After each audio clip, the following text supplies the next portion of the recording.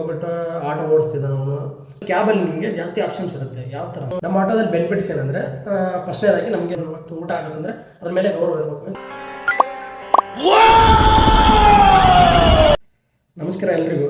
So ಇವತ್ತೇನು ವಿಷಯಪ್ಪ ಅಂದ್ಬಿಟ್ಟು, ನಮ್ಮ ಫ್ರೆಂಡ್ಸ್ ಎಲ್ಲ ಕೇಳ್ತಿರ್ತಾರೆ, ಮಚ್ಚ ನಾನೊಂದು ಬೆಂಗಳೂರಿಗೆ ಬಂದು ಕ್ಯಾಬ್ ಹಾಕೊತೀನಿ ಮಚ್ಚ, ಇಲ್ಲ ಆಟೋ ಹಾಕೊಳ್ತೀನಿ ಮಚ್ಚ, ನಿಮ್ಮ ಪ್ರಕಾರ ಯಾವ್ದು ಬೆಸ್ಟು?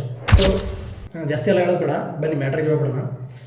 ಫಸ್ಟ್ ಬಂದುಬಿಟ್ಟು ಕ್ಯಾಬಲ್ಲಿ ಯಾವ ಥರ ಅಂದರೆ, ನಿಮಗೆ ಇದರಲ್ಲಿ ಬಂದುಬಿಟ್ಟು ಇನ್ವೆಸ್ಟ್ಮೆಂಟ್ 8 ರಿಂದ 12 ಲಕ್ಷ ರೂಪಾಯಿ ಆಗುತ್ತೆ. ಆಲ್ಮೋಸ್ಟ್ ಹೊಸ ಕಾರ್ ತೊಗೋಬೇಕಂದ್ರೆ 8 ರಿಂದ 12 ಲಕ್ಷ ರೂಪಾಯಿ ಬೇಕಾಗುತ್ತೆ. ಕ್ಯಾಬಲ್ಲಿ ನಿಮಗೆ ಜಾಸ್ತಿ ಆಪ್ಷನ್ಸ್ ಇರುತ್ತೆ. ಯಾವ ಥರ ಅಂದರೆ, ಓಲಾ ಊಬರ್ ಮಾಡ್ಕೋಬೋದು, ಇಲ್ಲ MNC ಕಂಪ್ನಿಗಳಲ್ಲೆಲ್ಲ ಅಟ್ಯಾಚ್ ಮಾಡ್ಕೋತಾರೆ. ಮತ್ತು ಬಿಟ್ಬಿಟ್ರೆ ನಿಮಗೆ ಒಳ್ಳೆ ಸೀಸನಲ್ಲಿ ಟೂರಿಸ್ಟ್ ಅಂದರೆ ಔಟ್ ಆಫ್ ಸ್ಟೇಷನ್, ಬೆಂಗಳೂರಿಂದ ಔಟ್ ಆಫ್ ಸ್ಟೇಷನ್ ಎಲ್ಲ ಟ್ರಿಪ್ ಎಲ್ಲ ಸಿಗುತ್ತೆ. ಇನ್ನೊಂದು ಏನಂದರೆ, ಮನೆಗೆ ಒಂದು ಸ್ವಂತ ಕಾರಪ್ಪ, ನಮ್ಮದು ಒಂದು ಕಾರ್ ಇದೆ, ಈ ಥರ ಸ್ವಂತ ಒಂದು ಕಾರ್ ಆಗುತ್ತೆ. ಈಗ ಎಲ್ರಿಗೂ ಒಂಥರ ಡ್ರೀಮ್ ಇರುತ್ತೆ, ಮನೇಲಿ ನಮ್ಮದು ಒಂದು ಕಾರ್ ಇರ್ಬೇಕು ಅಂದ್ಬಿಟ್ಟು. ಇದಕ್ಕೆ ಕ್ಯಾಬು ಬೆಟರು. ಡ್ಯೂಟಿ ವಿಷಯಕ್ಕೆ ಬಂದರೆ, ಕ್ಯಾಬಲ್ಲಿ ಅಂದರೆ ಫಸ್ಟು MNC ಕಂಪ್ನಿಯಲ್ಲಿ ಅಟ್ಯಾಚ್ ಮಾಡ್ಬೇಕಂದ್ರೆ ಕಾರ್ನ ಹೊಸ ಕಾರ್ ಇರಬೇಕು. ಸೊ ಯಾವ ಥರ ಅಂದರೆ, ಮಾಡೆಲ್ ಗಾಡಿಗಳನ್ನ ಕೇಳ್ತಾರೆ. ಅಂದರೆ ಮಿನಿಮಮ್ ಆಗಿ 3 ಇಯರ್ ಇದ್ದರೆ ಗಾಡಿ ಮಾತ್ರ ಅವರು ತೊಗೊಳ್ತಾರೆ. ಸೊ ಈ ಥರ ಎಲ್ಲ ರೂಲ್ಸ್ ಇರುತ್ತೆ. ಮತ್ತು MNC ಕಂಪ್ನಿಯಲ್ಲಿ ಜಾಸ್ತಿ ರೂಲ್ಸು. ಇವಾಗ ಬೆಳಗ್ಗೆ 9 ರಿಂದ ನೈಟ್ 11 ಇಲ್ಲ ಮಿನಿಮಮ್ ಆಗಿ ಒಂದು 12 ಅವರ್ ಹತ್ರ ಲಾಗಿನ್ ಅವರ್ ತೋರಿಸಲೇಬೇಕು. ಅವ್ರು ಅಷ್ಟು ದುಡಿಸ್ಕೋತಾರೆ. ಸೊ ಈ ಥರ ಎಲ್ಲ ಇದಿರುತ್ತೆ. ಮತ್ತು ಬಿಟ್ಬಿಟ್ರೆ ಓಲಾ ಊಬರ್ ಮಾಡ್ತೀನಿ ಅಂದರೆ ಅದು ನಮ್ಮ ಕೈಲಿ, ನಮಗೆ ಇಷ್ಟ ಬಂದಾಗ ಮಾಡ್ಬೋದು, ಇಲ್ಲಾಂದರೆ ಮನೆಗೆ ಹೋಗೋದು. ಹೊಸ ಗಾಡಿ ಹಾಕೊಳ್ಳೋರು ಆಲ್ಮೋಸ್ಟ್ ನೀವು MNC ಕಂಪ್ನಿಗೆ ಅಟ್ಯಾಚ್ ಮಾಡೋದು ಬೆಟರು. ಇನ್ನು ನಾನು ಇಲ್ಲಪ್ಪ ನಮಗೆ MNC ಕಂಪ್ನಿ ಎಲ್ಲ ಅಡ್ಜಸ್ಟ್ ಆಗೋಲ್ಲ, ಸೊ ನಾನು ಓಲಾ ಊಬರೇ ಮಾಡ್ಕೊಳ್ತೀನಿ ಅಂತ ಅಂದ್ಬಿಟ್ರೆ ನೀವು ಹೊಸ ಗಾಡಿನ ಹಾಕ್ಕೋಬೇಡಿ. ಯಾಕಂದರೆ ನಿಮಗೆ EMI ಅಂತ ಇರುತ್ತೆ, ಎಲ್ಲ ಕಷ್ಟ ಇರುತ್ತೆ. ಸೊ ಅದಕ್ಕೋಸ್ಕರ ನೀವು 3 ರಿಂದ 4 ವರ್ಷ ಹಳೆ ಗಾಡಿ ಇರುತ್ತೆ ನೋಡಿ, ಒಳ್ಳೆ ಕಂಡೀಷನ್ ಗಾಡಿನ ತೊಗೊಂಡ್ಬಿಟ್ಟು ನೀವು ಓಲಾ ಊಬರ್ ಮಾಡ್ಕೋಬೋದು ಆರಾಮಾಗಿ, ಏನು ತೊಂದರೆ ಇಲ್ಲ. ಬಟ್ ಎಲ್ಲರೂ ಹೇಳ್ತಾರೆ ಇವಾಗ ಕ್ಯಾಬ್ ಬಿಸ್ನೆಸ್ ಎಲ್ಲ ಕಡಿಮೆ ಆಗಿದೆ ಅಂದ್ಬಿಟ್ಟು. ಬಟ್ ಮಾಡೋರು ಮಾಡ್ತಿರ್ತಾರೆ, ಮಾಡಬೇಕಷ್ಟೇ. ಏನಂದರೆ ಕ್ಯಾಬಲ್ಲಿ ತುಂಬ ಆಪ್ಷನ್ಸ್ ಇರುತ್ತೆ. ಸೊ ಮತ್ತು ಇನ್ವೆಸ್ಟ್ಮೆಂಟ್ ಕೂಡ ದೊಡ್ಡದಿರುತ್ತೆ, ಇಷ್ಟೇ. ಇವಾಗ ನಾವು ಆಟೋ ನೋಡೋದಾದರೆ ನಮಗೆ ಬಂದುಬಿಟ್ಟು ಯಾವುದೇ ಆಪ್ಷನ್ ಇಲ್ಲ. ನಾವು ಓಲಾ ಊಬರು ನಮ್ಮ ಯಾತ್ರೆ ಮತ್ತು ರ್ಯಾಪಿಡೋ, ಇದು ಬಿಟ್ಟರೆ ಇಷ್ಟೇ, ಬೇರೆ ಯಾವುದೇ ಆಪ್ಷನ್ ಇಲ್ಲ. ಬಿಟ್ಟರೆ ಕೈ ಬಾಡಿಗೆ ಇವಾಗೆಲ್ಲ ಸಿಗೋದೆಲ್ಲ ಕಡಿಮೆ ಆಗಿದ್ಬಿಟ್ಟಿದೆ. ಯಾವಾಗ ಒಂದು ಟೈಮ್ ಮಳೆ ಬಂದಾಗ ಇಲ್ಲ ಜಾಸ್ತಿ ಟ್ರಾಫಿಕ್ ಇರುತ್ತೆ ನೋಡಿ, ಅವಾಗ ಮಾತ್ರ ಕೈ ಬಾಡಿಗೆ ಸಿಗುತ್ತೆ.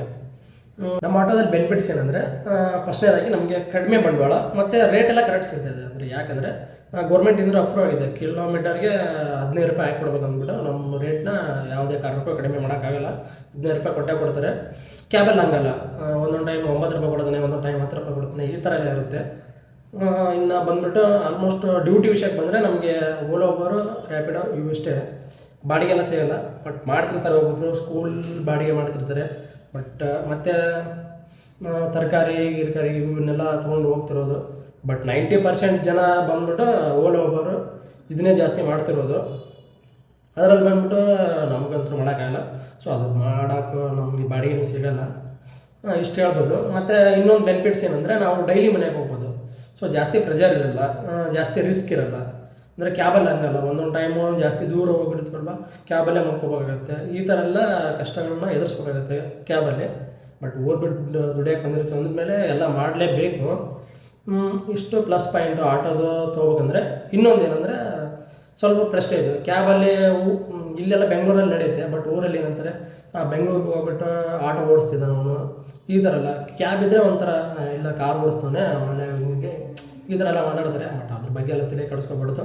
ನಮ್ಮ ದುಡಿಮೆ ಏನೋ, ನಮ್ಮ ಗಾಡಿ ಒಂದು ಹೊತ್ತು ಊಟ ಆಗುತ್ತಂದರೆ ಅದ್ರ ಮೇಲೆ ಗೌರವ ಇರಬೇಕು, ಇಷ್ಟೇ. ನಮ್ಮ ಊಟದಲ್ಲಿ ಬಂದುಬಿಟ್ಟು ಮೈನಸ್ ಪಾಯಿಂಟ್ ಏನಂದರೆ, ನಾವು ಬೆಂಗಳೂರು ಬಿಟ್ಟು ಔಟ್ ಆಫ್ ಸ್ಟೇಷನ್ ಎಲ್ಲ ಹೋಗಂಗಿಲ್ಲ.